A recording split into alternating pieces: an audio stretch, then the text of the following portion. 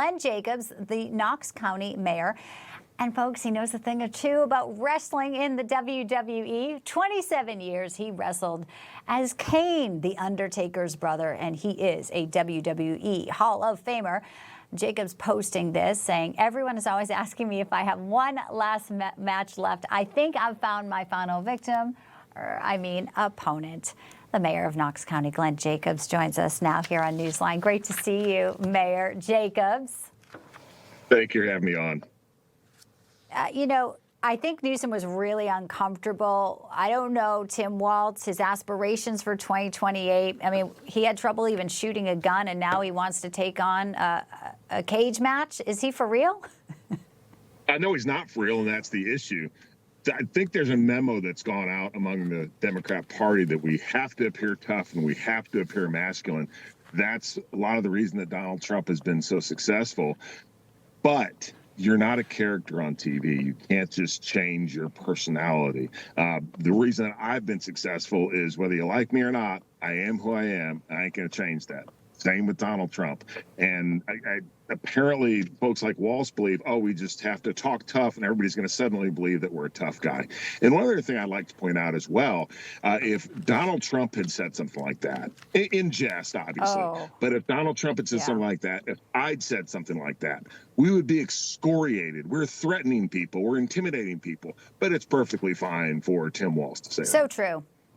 And, we have all the tape of him wanting tampons for boys and his little leg kick where he looked like Richard Simmons there out on the campaign trail. So it's just inauthentic to what you are really putting this all on. Masculinity is a big thing, though, I think, too, that they've left has tried to demonize toxic masculinity. But in reality, it's traditional roles. It's about, men feeling that they can be men, women feeling like they can be women and not having boys invade their sports. And as someone who's been in such a physical and also prominent career with the WWE, I mean, it's incredible. Pretty hard to do what you did. We said you were obviously, in the Hall of Fame. But what do you think about the whole climate of, men feeling like they can be strong and powerful, whether it be in a wrestling, a WWE stage, and also not having it be something that's negative as we look forward to the next generation? It's what America is all about. The people that build this country, both men and women, are strong people. And the left hates that, because they want weak people who are dependent on government, who are dependent on them. And that's also, I think, part of the reason that this is so important to the Democrats. Obviously, there's this lust for power that they always have, but it's also this idea that strong people think independently. We don't rely on government to solve all of our problems. And that's completely contrary to the left, to their narrative, to their agenda.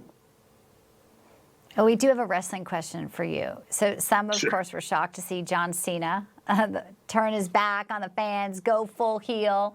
What was your reaction to that? And do you think John Cena actually beat Cody Rhodes, WrestleMania 41, to become the 7-time world champion? Yeah, I don't know about that match in particular, what's going to happen there. Obviously, it's going to be great. WrestleMania always is. I will say this about John Cena, is he's a quality human being. No matter what he might do in the ring, he's granted more wishes than any other celebrity ever, does all sorts of great things.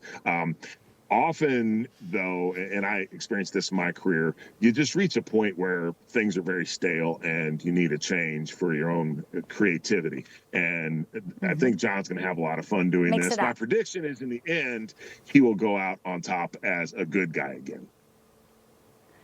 And if Tim Walz calls you, you're going to be back here to update us? You're getting the match with him, get in the ring? Yeah, I don't think he's going to be calling me. But if he does, you will be the first to know. Mayor Jacobs, pleasure to have you. Thanks for joining us. We look forward to that. But I agree. I don't think your phone's going to be ringing. Thanks so much, sir. Information. Truth is freedom. Is Newsmax. It's real news for real people.